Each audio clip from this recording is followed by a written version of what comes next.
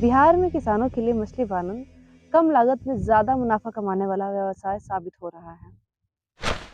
यही वजह है कि हाल के दिनों में बड़ी मात्रा में किसान मछली पालन के क्षेत्र में सामने आ रहे हैं। छोटे छोटे किसान भी मछली पालन करके अच्छी कमाई कर रहे हैं। अगर आपके पास कट्ठे भर भी जमीन है तो आप मछली पालन करके अच्छी आमदनी कमा सकते हैं। इस वीडियो में मछली पालन कैसे की जाती है इसकी जानकारी हम देने वाले हैं। जो भी लोग मछली पालन के क्षेत्र में शुरुआत करना चाहते हैं वो इस वीडियो को अंत तक देखें।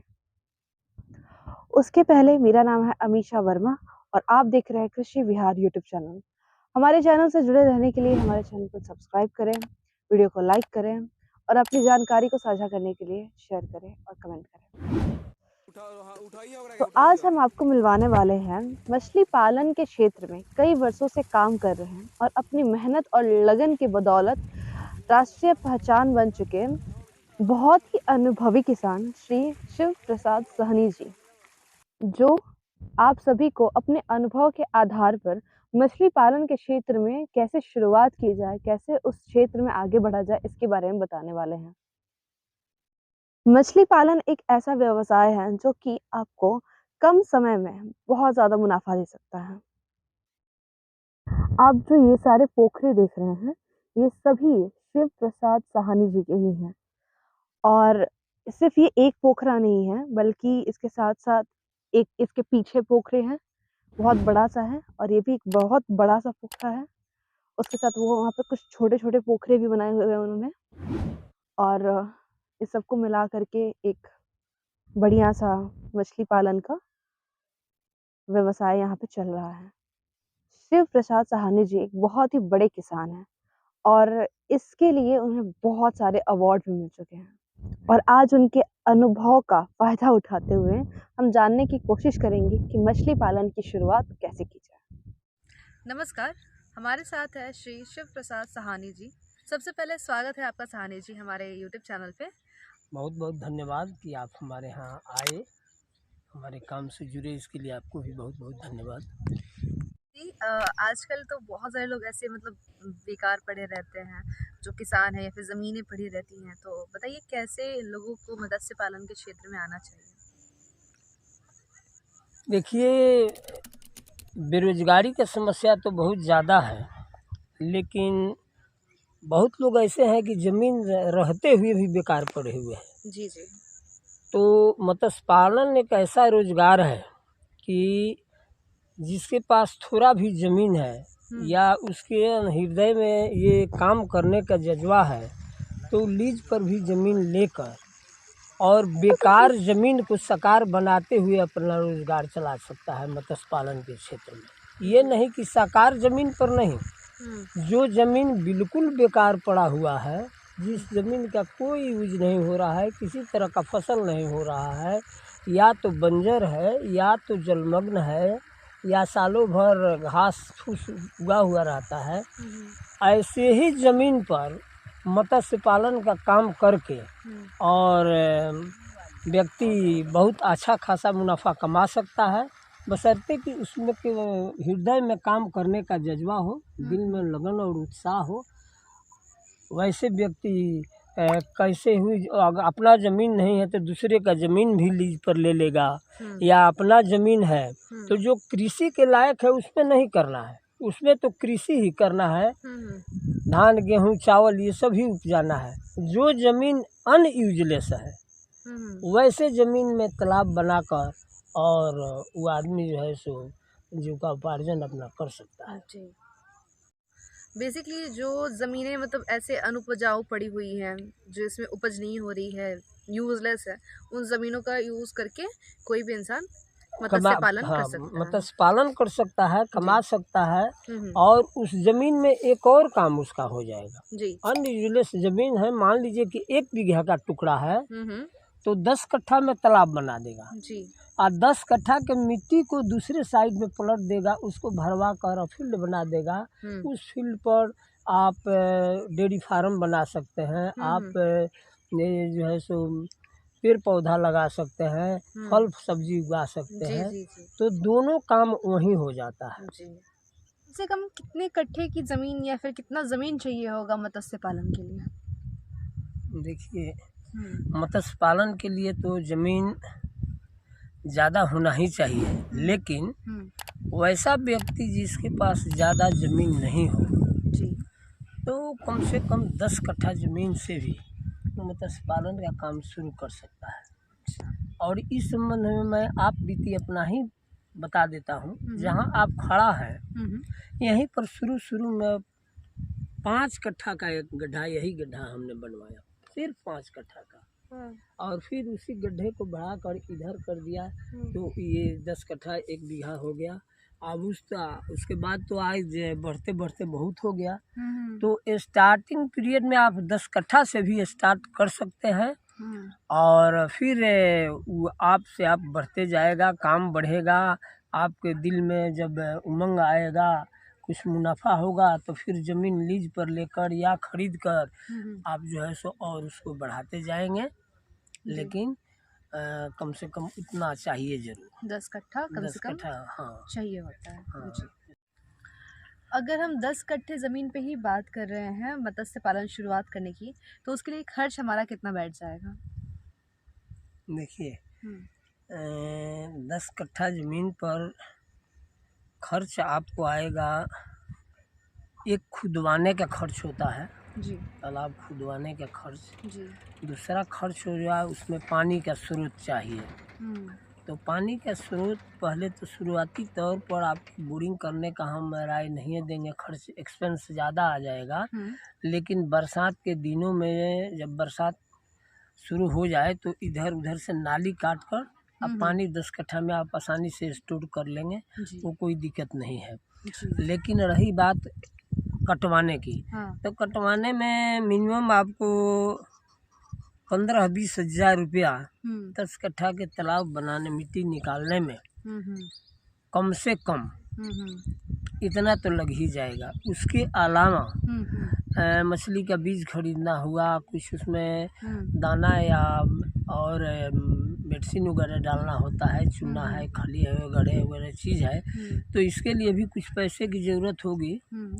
तो ऐसा है कि जो किसान करना चाहेगा, तो उसके लिए उतने पैसा का भी ज़रूरत नहीं है। इसलिए नहीं ज़रूरत पड़ेगा कि अब हर तरह से बैंक कोऑपरेट कर रहा है, हर जगह सहायता कर रहा है इस काम के लिए।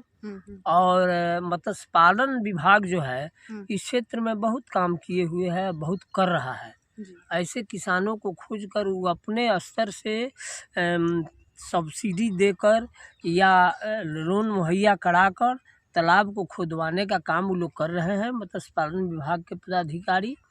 और बीज देने के समय में वो लोग बीज पर भी सब्सिडी देते हैं। जब भी आपको उसमें बीज डालना होगा, तो सब्सिडी रेट में जो डीलर है उसके यहाँ सब्सिडी रेट में वो लोग उपलब्ध बीज भी करा देते हैं। तो मेन बात ये है कि जो किसान करने को इच्छुक है और करेगा, तो मेहनत करना चाहेगा, तो ये भी कोई प्रॉब्लम नहीं है, प्रॉब्लम सॉल्व हो जाता है। लेकिन किसान उसमें लगे, करे, मेहनत करे, तब होगा। मछलियों की कौन सी वैरायटी से हमें मत्स्य पालन का शुरुआत करना चाहिए?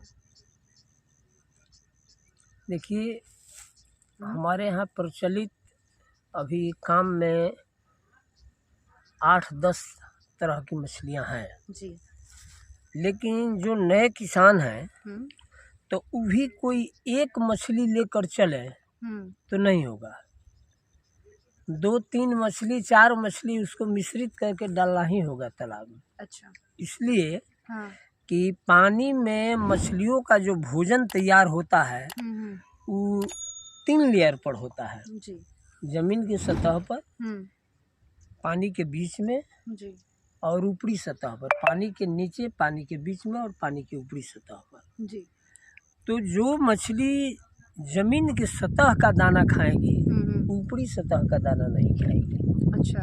और जो ऊपरी सतह का दाना खाएगी वो नीचे तल का दाना नहीं खाएगी। तो पानी में जो भी आप दाना डालते हैं, तो ये नहीं है कि आपका दाना घुल गया पानी में और केवल ऊपर ही रह गया या मछली सब खा गई, ऐसा नहीं है। जब उसको डालिएगा तो कुछ नीचे ऑटोमेटिक पानी के नीचे जाकर सतह पर बैठ जाएगा, कुछ पानी में घुल मिल जाएगा। तो इस तरह से खास करके 3 मछलियाँ, रेहू, कतला, नैनी, रेहू, कतला और नैनी। नैनी, हम्म, और उसके साथ एक है आपको कॉमन कार्प। कमन कार। हम्म तो कॉमन कार्प इसलिए हम बोल रहे हैं कि वो निचले सतह का दाना बहुत खाता है, जी। और रेहू जो है सो बीच का खाना खाता है, नैनी भी नीचे सतह का दाना खाता है, कतला जो है सो ऊपरी सतह का दाना खाता है। जी। इसलिए सब मिश्रित ही डालना पड़ेगा। जी। सबसे ज़्यादा बढ़ता है कतला, अच्छा। लेकिन कतला को ही अगर सिर्फ डाल दीजिएगा जी। तो बिल्कुल नहीं बढ़ेगा, एकदम अच्छा। जीरो पर आ जाएगा। ओ। वो केवल ऊपर ही का दाना चुगते रह जाएगा, निचला सब दाना वैसे ही रह जाएगा। अच्छा। इसलिए तीनों मिश्रित करके ही डालना पड़ेगा। वैसे फिर आपका जब काम बढ़ते जाएगा तो 3 से अलावा 4, 5, 6 मछली भी सब तालाब में मिश्रित करके ही डाला जाता है। जी। मत्स्य पालन की शुरुआत करने के लिए कौन सा जो मौसम होता है, कौन सा सीजन होता है जो सही रहता है? देखिए, जी। जो पुराने लोग हैं, जी। जो सालों भर मत्स्य पालन का काम करते हैं, जी। उनके लिए तो सीजन कोई चीज़ नहीं है। लेकिन जो नया आदमी है, नया तालाब बनवाया है, तो उसके लिए मेनली होता है कि जून जुलाई में, अप्रैल से मई तक तालाब को तैयार करा ले। जी। मई के लास्ट तक तालाब में पानी भर दे, चूना डाल दे, खाद गोबर जितना डालना है सब डाल कर एकदम फ्रेश कर ले। और जून के प्रथम सप्ताह या मई के लास्ट में ही या जून के प्रथम सप्ताह में अगर बच्चा डाल दे तो बहुत बढ़िया रहेगा। अच्छा। वहीं से शुरुआत होता है। जी।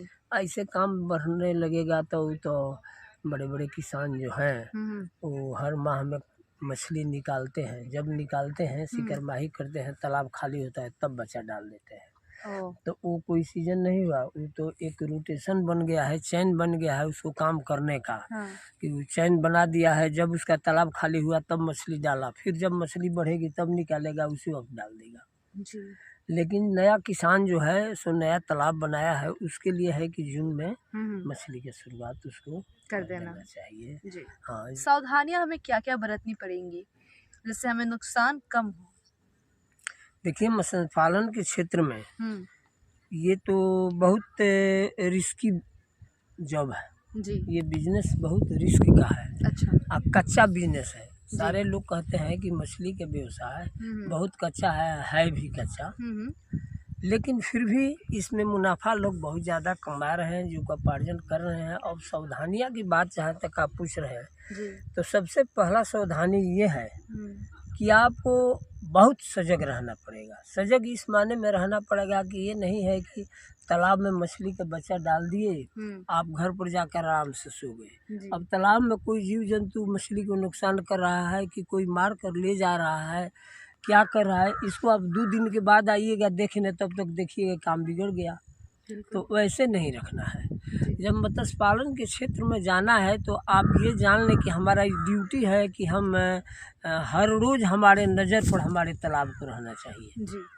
तालाब को मत्स्य पालक के नज़र पर हर वक्त रहना चाहिए। अगर कहीं जा भी रहा है, कहीं से आ भी रहा है, तो उसको बराबर दिमाग में रहना चाहिए कि मैं जाऊंगा तो तुरंत तालाब पर पहुंचूंगा, देखूंगा कि भाई वहाँ क्या हुआ, दिन भर का ये क्या है। ऐसे होना चाहिए। निगरानी पर बहुत ध्यान देना होता है, नहीं तो इसमें चोरी भी बहुत ज़्यादा होता है। रात को मछलियाँ सब मार लेगा। बरसात के दिनों में आपके बांध को कोई काट देगा, सारा मछली निकल जाएगी। तरह तरह का बाधा इसमें पहुंचता है। लेकिन जो सजग किसान है, जो अपना ड्यूटी समझ जाएगा कि भाई हमारा यही रोजी रोटी है, इसको देखभाल करना है, तो फिर यही सावधानी है। तो सहानी जी, मछली का बीज और दाना कहाँ पे हमें उपलब्ध हो पाएगा? देखिए, बीज के लिए तो आजकल बहुत से लोग बरसात के दिनों में जहाँ तहाँ से स्थानीय मछली का बीज ले लेते हैं और बेचते फिरते हैं। जी। उनसे बीज नहीं लेना है आपको। हाँ। वो तो किसी तरह से घटिया किस्म का बीज कहीं कहीं से लाकर घुमा घुमा कर बेच लेता है, उसे नहीं लेना है। जी। आप इसके लिए जिला मत्स्य पालन पदाधिकारी हैं, उनसे सलाह ले सकते हैं कि हम मछली का बीज हमको बढ़िया कहाँ से उपलब्ध होगा, वो लोग राय दे देंगे। नहीं तो वहाँ जाना, आपको सलाह लेना, अगर समय का अभाव हो, नहीं जच रहा है, तो उसके लिए यहाँ भी रजिस्टर्ड स्थान है। जैसे मेरे यहाँ जैसे, और बेतिया में है, मुजफ्फरपुर में है, जहाँ लोग बड़े पैमाने पर काम किए हैं, रजिस्टर्ड हैं बिहार सरकार से। वैसे स्थान से आप मछली का बीज ले सकते हैं। मछली का बीज जब भी लीजिएगा तो एक ध्यान में रखना है कि छोटे मत्स्य पालक को, जो कम ज़मीन से अभी शुरू कर रहा है, वैसे मत्स्य पालक को कभी भी छोटा मछली का बीज नहीं लेना चाहिए जी। वो अभी बचा नहीं पाएगा, उसके तालाब में सरवाइव नहीं हो पाएगा, उसका सिस्टम सब उसके समझ में नहीं आएगा। जब भी आप लें तालाब में डालने के लिए, तो उंगली का बच्चा लोग बोलते हैं। उंगली का बच्चा का अर्थ हुआ उंगली के बराबर। अच्छा, उसको उंगली का बोलते हैं, मतलब एक इंडेक्स फिंगर के उंगली के बराबर बीज हमें। हाँ, वही उंगली का बच्चा लीजिए और सही जगह से लीजिएगा, तो आप धोखा नहीं खाइएगा। रही बात आप पूछे हैं दाना की, तो दाना तो कई कंपनी बेच रही है, जिसका डीलरशिप लोग लिए हुए हैं। कंपनी का दाना तो बहुत महंगा होता है, लेकिन दाना मेरे यहाँ भी तैयार हो रहा है। तो हमारा दाना जो है सो अभी हम खुद अपने यूज में लेते हैं, लेकिन कभी कभी दाना ज़्यादा तैयार हो जाता है तो हम बेचते भी हैं, और कंपनी वाले का जो दाना है उससे सस्ता रेट में हम दाना देते हैं जी। और एक और बात है, हमारा दाना जो बनता है स्थानीय संसाधन, जैसे लोग कहते हैं नहीं कि ये विदेश का सामान छोड़ दीजिए, भारत में है तो भारतीय सामान के यूज कीजिए, स्वदेशी यूज कीजिए। तो हमारा स्थानीय संसाधन से बना हुआ दाना। अब आप जानना चाहेंगे कि स्थानीय संसाधन क्या होता है, तो स्थानीय संसाधन ये होता है कि जैसे दाना में सोयाबीन पड़ता है, दाना के बुरा पर जब आप देखिएगा तो लिखा हुआ है तो फैट इतना, प्रोटीन इतना, साल्ट इतना, सॉइल इतना, ये सब लिखा हुआ रहता है बुड़वा पर।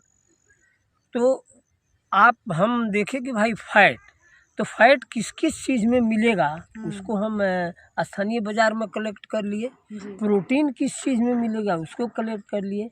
कैल्शियम किस चीज़ में मिला स्थानीय उसको कलेक्ट किए। हम जो फैक्ट्री वाला बना रहा है उसको तो देखने नहीं जाते हैं कि भाई लिख तो दिया है, फैट उसमें उतना है कि नहीं, प्रोटीन है कि नहीं, इतना मात्रा डाला कि नहीं, ये हम देखने नहीं न गए हैं। हम केवल उसका लेवल पढ़ते हैं। अब कोई कहेगा कि आप उसको जांच करवाइए, तो हम फिर उसको लेबोरेटरी में लेकर नहीं न जाएंगे जांच कराने जी। और यहाँ जो हम बनाते हैं तो हम अपने से देते हैं कि मकई में इतना % फैट है तो इतना डालेंगे 1 क्विंटल में, तो हमारा फैट का मात्रा ये हो जाएगा जी। तो इस तरह यही हुआ स्थानीय संसाधन जो हमारे यहाँ उपलब्ध है, उसी को कलेक्ट करके बनाते हैं। तो दाना इस तरह से भी आपको मिल जाएगा। और दाना के संबंध में एक और बात बता दूं, जो नए किसान हैं उनको कुछ नहीं मिले तो मार्केट में ये सरसों का खली कहीं उपलब्ध है, किसी मार्केट में उपलब्ध है, कहीं नहीं खोजना है। सरसों का खली ले ले, और मार्केट का जितना अन्न जो है सो बर्बाद के कगार पर है, जिसको लोग कहते हैं नहीं कि सड़ गया है या खाने लायक नहीं है, तो वैसा अन्न कोई भी अन्न हो, ये नहीं कि मकई गेहूं नहीं, कोई भी अन्न हो, मोटा महीन कोई अन्न हो, वो अगर खाने लायक नहीं है, चाहे ज़्यादा है, आपके खाने से ज़्यादा है, तो उसको भी पिसवा दीजिए जी। आप पिसवाने के बाद खली में मिला दीजिए, उसको डालिए, किसी दाना की जरूरत नहीं पड़ेगा जी। सारे दाना उसमें उपलब्ध है। अच्छा, जब हम लोगों ने मत्स्य पालन शुरू कर लिया तो फिर जब हमारी मछलियाँ बड़ी हो जाएंगी तो उसको मार्केट में कैसे लेके जा पाएंगे, वहाँ पे मार्केटिंग में हम इसको कैसे अच्छा कर पाएंगे, कहाँ बेच पाएंगे और कहाँ से इसकी खरीद ज़्यादा होगी? देखिए मैडम, बेचने के लिए आपको मछली कहीं जाना नहीं पड़ेगा जी। आपका ड्यूटी यही है कि आप मछली को कैसे तैयार कर लीजिए। जब मछली तैयार हो जाएगी जी, तो मार्केट में जो मछली बेचने वाले लोग हैं वो स्वतः आपके पास पहुंचना शुरू करेंगे। जी। आपके यहाँ मछली है, मारिए, बेचिए। हुँ। जैसे हमारे यहाँ कोई चीज़ है, फसल ज़्यादा हो गया, आम ज़्यादा पक गया तो ख़रीदने वाला आता है, वैसे भी मछली में है हुँ, हुँ। कि ख़रीदने वाला आ जाएगा आपके दरवाजे तक हुँ। और आप उसको मार्केट रेट से बेच सकते हैं उसके साथ। हुँ। अगर आपका बिजनेस बहुत ज़्यादा बढ़ गया, हुँ। आगे चल गया, मछली बहुत ज़्यादा हो गई, उसके बाद भी कुछ नहीं सोचना है, इसलिए कि आज तो मार्केट इतना अवेलेबल है कि 10 क्विंटल मछली, 15 क्विंटल मछली आप अगर एक दिन निकालते हैं हुँ। तो ये छपरा सिवान को छोड़ दीजिए, ये पटना के और बेतिया के मार्केट में, मुजफ्फरपुर के मार्केट में चला जाएगा। हुँ। आप स्वयं भी जाकर वहाँ बेच सकते हैं। वहाँ जाने पर आपको कोई कठिनाई नहीं है। मार्केट में आप गाड़ी लगाए, तुरंत वहाँ का आदमी आएगा, वो उसका आदमी उतारेगा, बेचेगा, जी। अपना कुछ कमीशन ले लेगा, शेष पैसा देन एंड देयर आपको दे देगा। अच्छा। कम मछली है तो आप यहीं पर भेजिएगा, स्थानीय मार्केट के जितने हैं लोग हुँ। वो आकर मछली ले लेंगे। हुँ। इसलिए आपको कोई मार्केटिंग का कोई प्रॉब्लम नहीं है। इतनी अच्छी जानकारी आपने दी और हमारे किसान भाई बहनों को बहुत अच्छी सलाह देने के लिए आपका बहुत बहुत धन्यवाद। आप हमारे साथ जुड़े, आपने अपना इतना कीमती समय हमें दिया और किसान भाइयों को इतनी अच्छी जानकारी देने के लिए आपका बहुत बहुत धन्यवाद। आशा करते हैं आप आगे हमारे साथ ऐसे ही बने रहेंगे और नए नए उपलब्धियों के साथ हमारे साथ आएंगे। बहुत बहुत अच्छा, आपको भी बहुत बहुत धन्यवाद।